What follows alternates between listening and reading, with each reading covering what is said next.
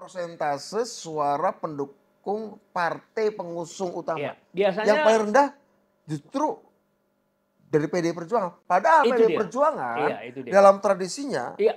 itu Itu tegak lurus banget, persentase selalu tinggi. 90% kan. Biasanya yang Iya. selama ini dinikmati, sekarang ini dinikmati Iya. Gerindra, lihat Betul. survei itu 90%, itu biasanya PDI Perjuangan. Golkar nggak Tradisi pernah PDI kayak gitu. Perjuangan, Itu tradisi tradisi itu. perjuangan. Iya. Itulah namanya kalau semesta mendukung. Ya. Jadi gini, Ya, ya, kalau ya. didukung oleh semesta, Ya, ya, ya. kalah akan dikasihani. Tapi kalau nggak didukung semesta, kalah disyukurin. Ya, ya. Itu seperti itulah. Ya. Kadang ya, itulah cara dunia mencari titik keseimbangannya. Kalau dia latar belakang keluarganya, sebenarnya Pak Ganjar kan dari keluarga polisi biasa, Pak Anies juga dari keluarga dosen biasa, Pak Prabowo anak guru besar. Oh iya. Sebenarnya sangat mudah untuk mengatakan pakai sentimen kelas, wah Pak Prabowo ini ke oligark. Tapi nyatanya, Iya. kenapa? Iya. Orang juga bisa melihat positioning politik, positioning visi misinya di mana.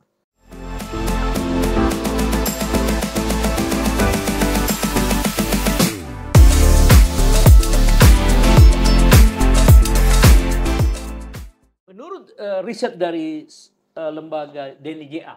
LSI LSI DNIJA okay. ya. Minum dulu ya. Ya, silakan. Yang tanggal 26 Januari memang kalau kita lihat di sini 26 Januari baru ya? Ya, baru ya. Itu yang terbaru bahwa terbuka peluang Prabowo Gibran itu akan menang dalam satu putaran karena tren dari 42 menjadi 46 menjadi 51 itu terjadi dalam satu bulan. Jadi sekitar 7% dalam satu bulan. Yes. Nah, jadi dia memprediksi akan terjadi kalaupun ada margin of error berarti antara 48 dan 53,4. Ya. Nah, dan dia melihat tren kecenderungan pergeseran suara itu masih terus terjadi gitu. Akan terjadi ya. Nah, masih ongoing. Nah, yang menarik adalah ada 48,3% penduduk yang disebut dengan Ong Cilik yang memiliki pendapatan 2 juta ke bawah. Nah, kalau kita lihat dari hasil survei ini, 52% memilih Prabowo Gibran.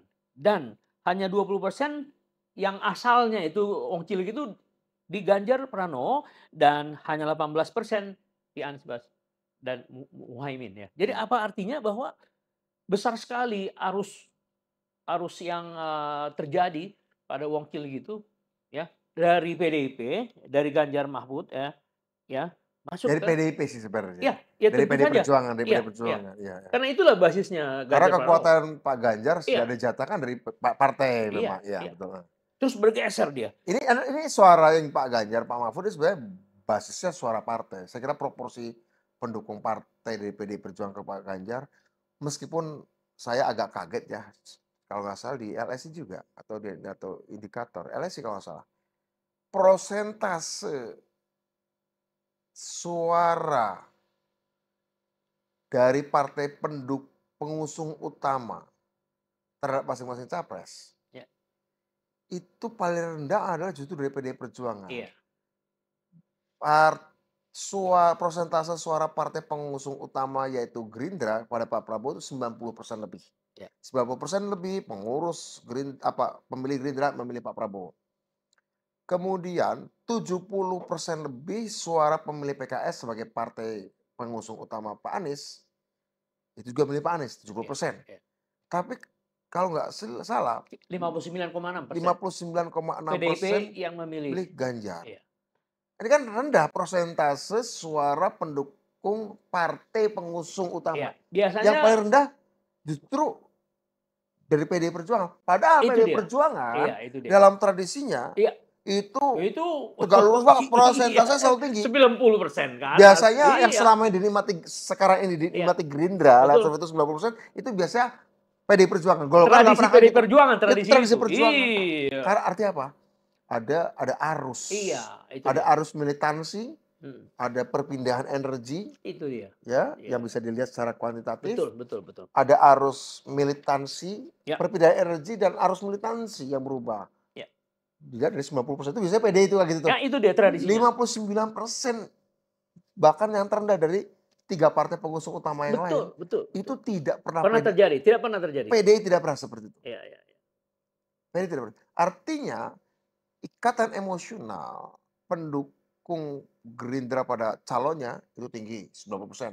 Ikatan emosional pendukung PKS pada calon utamanya itu Anies 70% tinggi juga. Ini 59%. Ya. Itu menjelaskan kenapa juga ada faktor-faktor migrasi itu tadi. Yang migrasi itu benar-benar memang ya Oh. wis lah. Ya, ya, Kalau yang ya. tadi ya Ya, saya ya. kira 59% yang disisakan Iya, kira-kira iya. gitu.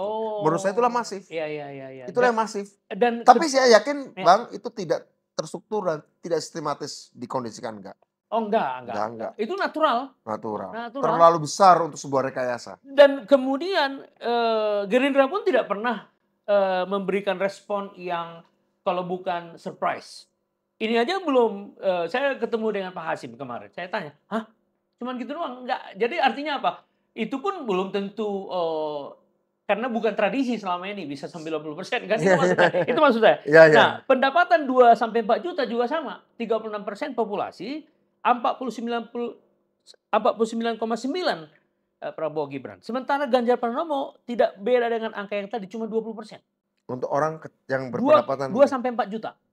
oh yang agak nengah dikit ya? Ya, tapi itu tetap Menengah menengah ke ke bawah, bawah. menengah ke bawah. Nah, menengah ke atas yang disebut 4 juta ke atas, yang disebut middle class dalam ukuran Indonesia, basisnya itu 15,2% dari penduduk Indonesia, 48,4 Prabowo Gibran. Dan mengherankan itu tadi, Ganjar Pranowo itu cuma 15, itu wajar lah karena sudah diambil 49. Jadi artinya apa? Prabowo Gibran itu mendominasi antara 49 Lintas kelas, lintas lintas kelas. kelas. Nah, kemudian juga diikuti dengan pendidikan, ya, pendidikan. Kalau tadi income, sekarang pendidikan, ya. SD ke bawah 38%, hampir mirip dengan 2 juta ke bawah. 54,2% dikuasai oleh Prabowo Gibran dan 19,9% Ganjar Pranowo. Yang sisanya 18%. Jadi artinya apa? Tingkat pendidikan dan tingkat pendapatan mengikuti juga. Hampir sama, nggak Hampir jauh. sama. Tadi yang pendapatan 52, Ya. yang pendidikan 54 ya. Betul. Nah, kemudian tamat SMP sederajat, populasi 19,5%, 55,8. Lebih dominan lagi.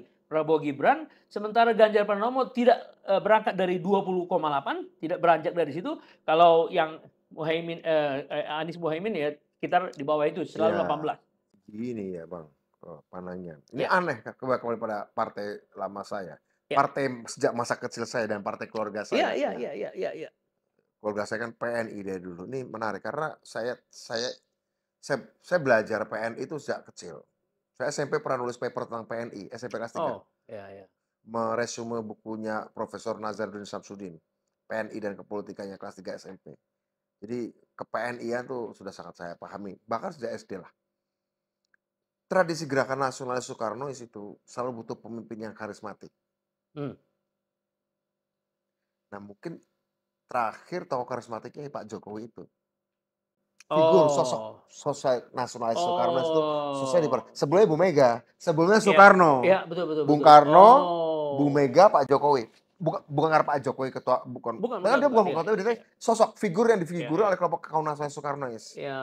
Bung Karno, Bu Mega, Pak Jokowi, dan masing-masingnya punya kesamaan. Iya. Apa tuh kesamaannya? Ya punya empati kepada orang bawah, punya empati pada orang dengan gaya berbeda-beda tentu saja. Iya. Punya empati pada orang bawah.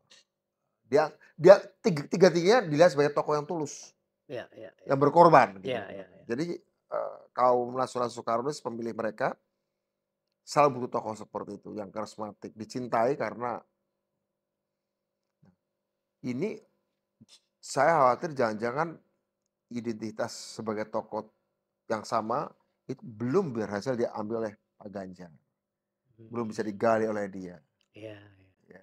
Jadi ketika Pak Jokowi memberikan arahnya untuk Prabowo Gibran, terus terjadilah mobilisasi ya. Iya. Itu energi karismatik nasionalis Soekarnoisnya yang udah ibaratnya kalau Jawanya wahyunya udah pindah ke dia. Tapi tidak banyak orang yang bisa menggambarkan itu sebelum 6 bulan sebelum inilah. Maksudnya? Iya, artinya kan semua survei yang dulu ketika ini bedanya antara survei kuantitatif ya tentu saja survei mengatakan. Kalau saya selain survei kuantitatif harus lihat juga dari segi kualitatif gini. 2024 bangsa ini butuh pemimpin yang mampu membangun narasi. Karena apa sih membangun narasi, membangun sesuatu ide yang abstrak. Iya. Karena rakyat ini selama 10 tahun sudah diajak konkret betul sama Pak Jokowi. Nah, rakyat butuh yang abstrak dikit. Hmm. Pak Prabowo bisa menampilkan itu. Ya. 10 Oke. tahun ini diajak konkret betul sama Pak Jokowi, Ya, which ya, is memang dibutuhkan iya. bangsa ini. Tapi setelah diajak konkret sama Pak Prabowo 10 tahun, Pak Jokowi 10 tahun, dia butuh abstraksi sedikit. Sambil meneruskannya konkret tentu saja. Kan orang tidak mungkin dari pagi sampai malam kerjanya makan terus. Sekali harus istirahat, nonton hiburan, Iya, bermusik. iya, iya. Itu kan membangun rohani bangsa, membangun rohani manusia juga kan. Iya. Pak Jokowi kan ngasih makan terus istilahnya, konkret. Bikin jembatan, Hmm. bikin pelabuhan, bikin ini konkret. Which is itu kita butuhkan, artinya bangsa ini butuh makan. Makan jasmani, Oh, butuh iya, makanan iya, jasmani. iya. Nah, ke depan 2024 memang butuh lebih banyak proporsi makan rohani, lebih banyak. Abstraksi, ide, visi, jangka besar, jangka panjang, menguraikannya dengan visioner. Menurut saya di situ. Jadi hampir sama pandangan Anda dari segi yang lain ya. Anda dengan Pak Ara kan waktu ditanya mengapa dia keluar dari PDIP. Hmm. Ya kan dia mengatakan sama persis. Soekarno dalam bentuk ideologi adalah Jokowi. Hmm. Dia kan ngomong itu alasannya. Jadi Hmm. saya mengikuti Pak Jokowi. Walaupun mungkin kalau dilihat kan Anda kan bulan Juli itu yang Anda melihat itu kan, beliau ini kan terus merenung juga karena bapaknya beliau juga pendiri kan. Oh iya, iya. Nah, jadi Anda tadi mengatakan dengan sangat sederhana, Presiden Soekarno, Ibu Mega, sama Jokowi, Jokowi. itu ada kesamaan. Iya, ada kesamaan dan sekarang karena tadi Ara mengatakan Jokowi adalah orang yang ya mengikuti apa yang diinginkan Soekarno. Hmm. Ini dengan orang asing kan, ya, Hilirisasi segala macam. dan segala macam. Nah, jadi terlihat dari sini bahwa apa yang Anda pikirkan, walaupun beda ya dengan apa yang dirasakan oleh Mas Ara Hmm. Sirait, ya itulah ketemu Dinamika sekarang, ya, iya. tentu dinamika secara masing-masing berbeda. Beda, beda, beda. Beda. Ada bumbu-bumbu personal yang Iya, iya, berbeda iya, lah ya. iya, iya. Kalau saya ya ada personalnya juga, tapi kalau saya lebih baik dari analisis historis dan rasional Iya, saja. iya, Iya. iya, iya, iya. Karena begini, saya bukan lagi orang yang politisi, orang muda ya. Waktu saya kian terbatas, jatah waktu kita makin berkurang. Rasanya kalau kemudian menunda 5 tahun lagi untuk jalan di tempat bangsa ini, sayang banget. Saya kan Iya, pengen iya. juga mati sambil lihat bangsa ini udah maju. Iya, iya, Untuk iya. anak-anak saya kelak, untuk anak Iya, cucu iya, saya iya, kelak iya. kan. Panggilan sejarah itu. Iya nih, Iya, aduh, iya. kita nggak boleh menunda 5 tahun. Dan kemudian kalau menunda 5 tahun, siapa yang bisa menjamin kita nggak menundanya 5 tahun lagi. Dan tidak menundanya 5 tahun lagi. Ya akhirnya nggak kemana-mana bangsa ini. Karena saya juga belajar sejarah, saya belajar dari negara-negara lain bagaimana bangsa-bangsa yang kemudian menyanyiakan kesempatannya. Iya. Ya tidak akan pernah ketemu momentumnya lagi. Selalu tidak akan pernah ketemu momentumnya lagi. Iya, dan yang saya Itu yang lihat disebut sebagai negara-negara yang terjebak sebagai negara berpendapatan menengah. iya, iya. Dan saya lihat sikap Anda waktu tiba-tiba mengejutkan ketemu dengan Pak Prabowo, nggak ada yang pernah bisa menduga itu, Pak. Dan Anda tidak melakukan suatu, apa ya, ya benar-benar Prakondisioning ya gitu tidak enggak? ada sama sekali. Jadi itu benar-benar mengejutkan, ya dan Ya, ya saya melihat itu. ya sama seperti waktu zaman kita bikin PRD kan yang Ya, ya, ya, ya, saya ya, melihat tapi itu. itu hasil refleksi, Ya, ya. kontemplasi. Saya adalah orang yang ketika melakukan tindakan politik, analisisnya harus Ya, ya, detail dan ya. oke, dari global sampai Ya. nasional harus kita hitung betul. Yang mengejutkan saya adalah Anda tidak melobi siapa-siapa, tiba-tiba Tidak, ketemu, tidak melobi diterima. siapa-siapa dan tidak dilobi siapa-siapa. Iya, iya. Tidak melobi, tidak dilobi, Luar ya biasa, saya luar hanya biasa. jalani, ini maunya sejarah. Ya saya lakukan aja. Iya. Benar pasti. Oke, Bung. Ada di sini ada lagi yang menarik ya. Kalau tadi kan pendidikan sudah, daya beli sudah, hampir di semua segmen. Ya. Kemudian dari segi gender, laki-laki 50%, base-nya perempuan 50%. Oke. Dan yang menarik di sini adalah setelah adanya semacam apa namanya, respect dari ibu-ibu mak-mak setelah setelah adanya penilaian terhadap kinerja Menhan gitu kan. Nah, sekarang 51% dari Prabowo dan Gibran itu artinya lebih banyak perempuan pendukungnya dibandingkan dengan laki-laki 50%. Pada saat yang sama Ganjar cuma 20%. Yang satu lagi yang perempuan cuma 19%.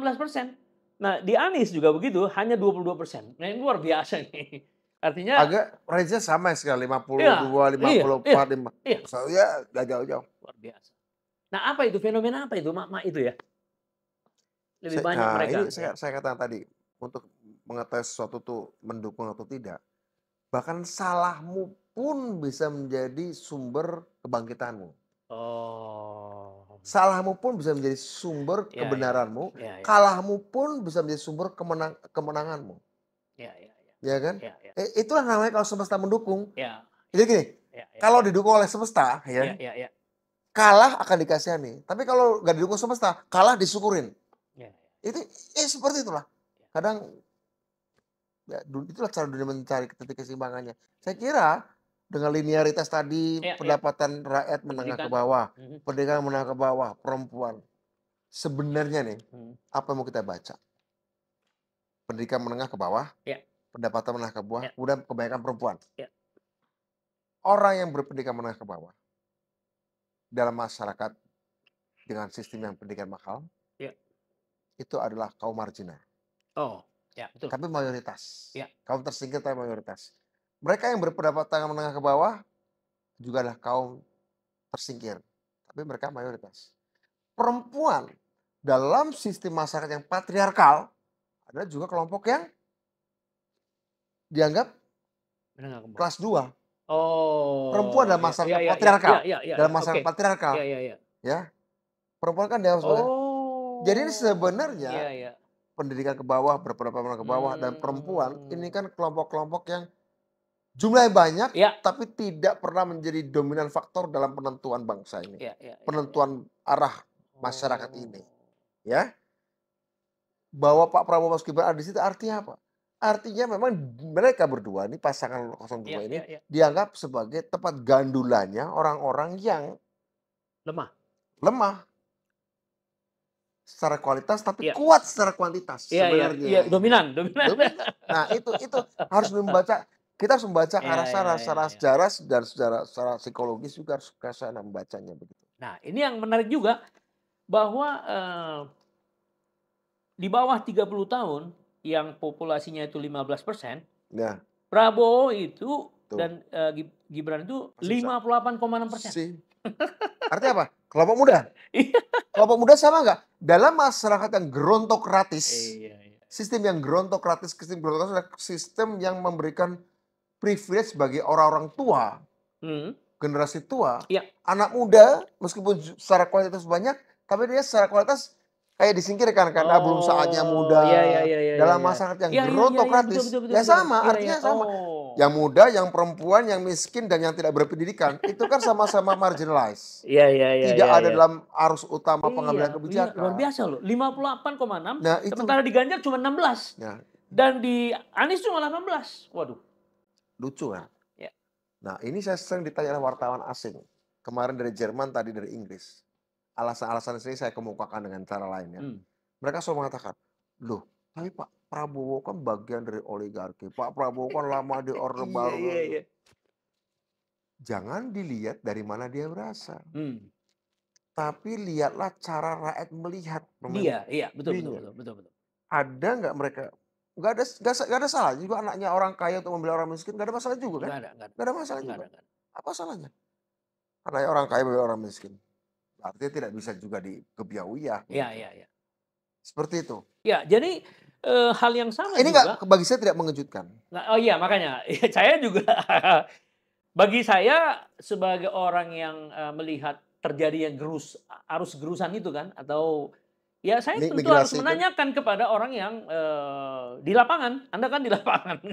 Nah, 30 sampai 39 tahun yang disebut dengan milenial, ya kan? Nah, kalau tadi Gen Z lebih banyak ya. 19,3% populasi, dan Prabowo juga sangat dominan 56,4%. Di Ganjar itu cuma 15, di Anies itu cuma 20. Jadi bisa dikatakan pemilih ini adalah di bawah 40 tahun ke bawah, ya kan? Nah, jadi ada orang yang mengatakan begini, the future political party di Indonesia itu akan bisa diambil alih oleh Gerindra. Kalau asumsinya nih, kalau dalam kepemimpinan nanti ini bisa dirawat gitu. Karena mereka itu adalah orang-orang yang bakal 40 tahun pada tahun 2045. 50 tahun yang akan menjadi pemimpin dalam masa Indonesia Emas. Gimana Itu pendapat Anda? ya itu tergantung bagaimana Gerindranya, karena jangan sampai juga nanti Gerindra bubble, menggelembung. Iya iya iya, Nah tentu itu tentu harus menjadi refleksi tentu, bagi Gerindra ya juga. tentu. Karena PDI Perjuangan pernah didukung luar Ya, biasa 99,33%, setelah itu turun betul pemilu 2004, 2009. betul. Partai Demokrat pernah menang, kemudian turun Ya, kempes. betul. Gerindra bisa aja besok menang, tapi kalau nggak dirawat dengan baik ya bisa turun. Artinya dibutuhkan pemikir-pemikir strategis di Gerindra kalau mau memanfaatkan Oh ya momentum. tentu saja, Itu kan ya? setiap partai butuh itu dan setiap partai kan fase fase perkembangannya 3 tahap.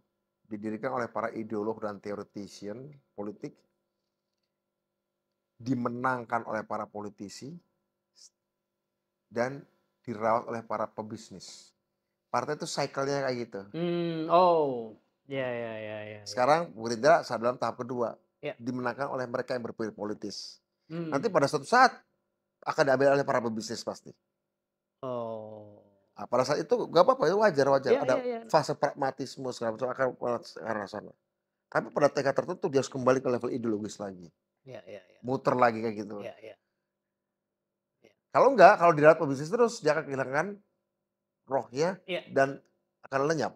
Ya, dengan sendirinya. Ada partai-partai, beberapa partai di Italia yang sejarahnya panjang begitu. Ketika dia lewat fase dirawat oleh pebisnis, keterusan masuk Ya, mafia, bablas. tidak pernah kembali ke ideologi lagi, ya Oh. bablas. Jadi ini soal Saya pernah kader. sampaikan ini ke Pak Hasto juga pas Ya sekjen ya PD Perjuangan. ya. PD Perjuangan ini sudah Ya didirikan oleh para ideologis, sudah dimenangkan secara politis, sudah dirawat oleh para pebisnis, ya wajar. ya. Sekarang saatnya PD Perjuangan kembali ke ideologi. Ideologi lagi, ya ya. Tapi dengan pematangan yang sudah berbeda, Ya ya kan? ya. Nah kalau ini diteruskan, pragmatisme diteruskan, akan melenyap. Itu yang terjadi sekarang. Saya udah pernah ingatkan ke dia, Iya iya iya. bahwa sudah dirawat oleh pebisnis, PD Perjuangan udah dirawat oleh pebisnis. Sekarang harus kembali ke para ideolog. Iya, karena kalau kita lihat di sini ya, Yang bisa Ganjar membaca sejarah seperti itu. ya, Ganjar Pranowo ini kan untuk yang middle, 40-49 itu lebih besar persentasenya.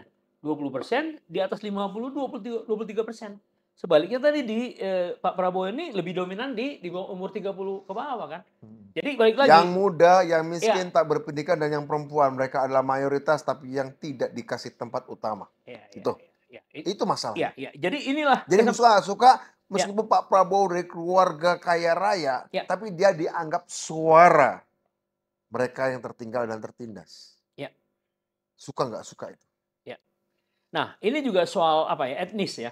Jadi Jawa, Sunda, Melayu, Madura, Bugis, Betawi, Batak. Ini Prabowo Gibran itu dominan semua.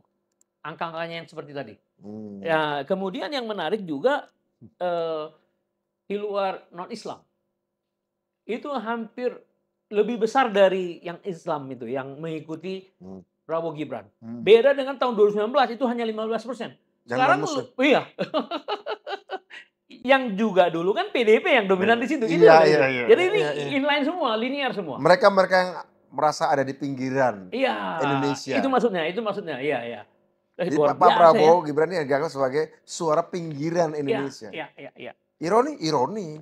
Iya, iya. Kalau lihat latar belakang keluarganya, sebenarnya Pak Ganjar kan dari keluarga polisi biasa, Pak Anies juga dari keluarga dosen biasa, Pak Prabowo anak guru besar. Oh, iya. Sebenarnya sangat mudah untuk mengatakan pakai sentimen kelas, wah Pak Prabowo ini ke oligark. Tapi nyatanya, Iya.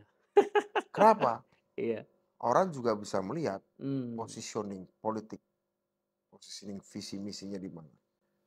Begitu. Oh, jadi yang mengejutkan ini semua cara melihat masyarakat terhadap pemimpin ini ya.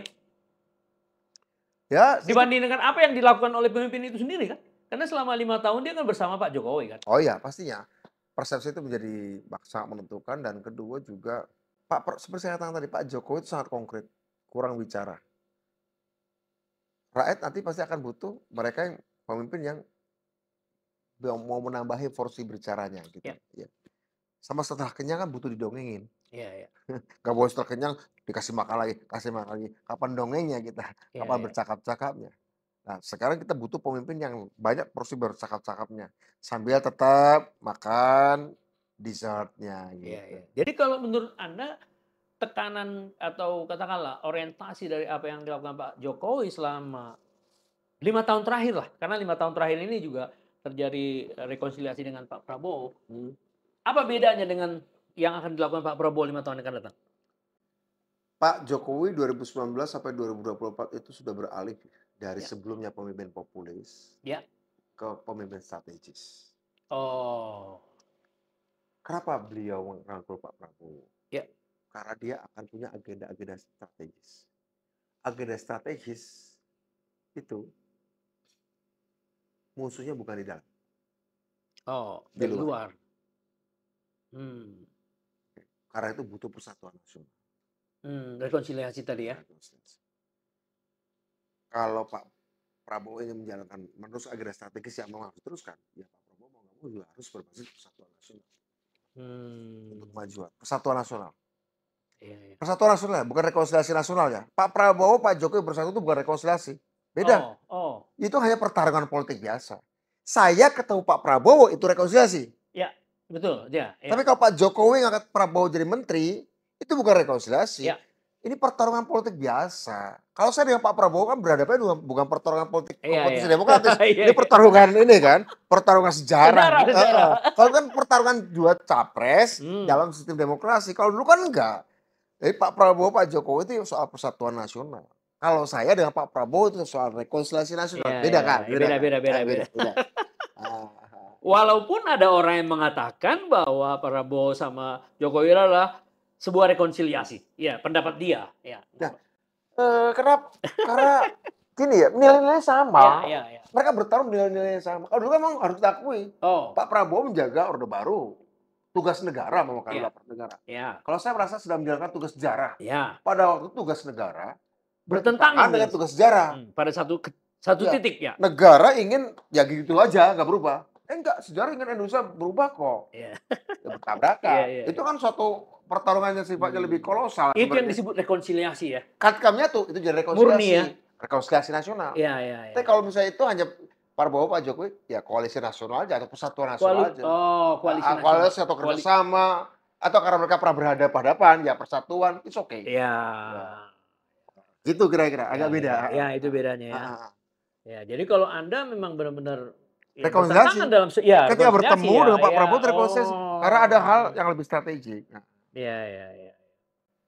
Yang urusannya bukan soal bagi-bagi kekuasaan. Iya dong, iya. Urusannya bukan soal bagi-bagi kekuasaan. Urusannya adalah soal bagaimana meletakkan dan menyepakati posisi sejarah masing-masing di masa lalu. Dan kemudian bagaimana kita akan meletakkan posisi sejarah kita di masa kini dan masa depan. Posisi sejarah, bukan posisi jabatan politik. Bukan posisi jabatan politik. Itu rekonsiliatoris. Iya. Nah, sekarang ada sedikit yang menarik bagi saya. Anda dulu saya kenal kan orang yang ahli tentang pedesaan. Oh iya. Tapi dalam perjalanannya saya lihat Anda ikut mengenai digital, geopolitik dan seterusnya. Dan banyak sekali. Jadi saya jadi bingung juga nih. Mas Budiman ini apakah lihat core kompetensinya kan? Karena udah melebar kemana-mana nih. Anda layani semua di TV di mana. Apa itu? Coba digital mengenai Anda apa nih sekarang? Apa digital? Dalam konteks dari desa ke digital. Transformasinya. Undang-undang desa sama seperti kaum muda tak berpendidikan atau perempuan ditinggalkan. Ya. Tugas saya adalah mengingatkan banyak orang bahwa kita harus kembali ke akar yang kita lupakan, yaitu desa. Tempat sumber daya alam, tempat sumber daya manusia, dan tempat sumber daya budaya. Budaya dari desa loh. Ya. Ini dilupakan nih. Kita sudah terlalu mengglobal, melupakan budaya setempat. Ya. Kita sudah terlalu bergaul, bertrending dengan yang lain-lain, lupakan bahwa kita ada sumber daya manusia di situ. Kita sudah gaul dengan banyak orang asing, masih banyak teman-teman saudara-saudara kita di desa. Itu satu. Jadi membangun desa adalah menarik ke masa lalu, bukan untuk kembali, tapi untuk kayak terbang, kita tarik lagi sesuai ngakar. Ketika ada satu terbang, terbang, silakan kamu terbang, nggak kita larang, kita mau tarik nih, itu desa. Digital di mana? Digital adalah mempercepat proses terbangnya itu. Jadi gini, jadi kayak kertas. Melayang-layang nih Indonesia nih. Dengan saya bicara desa, saya ingin melayang-layang pelan tapi nggak jelas kemana. Nggak jelas kemana, Dan kemudian kalau berakhir dia mau kembali ke mana kita nggak tahu. Iya. Itu Indonesia selama ini. Iya.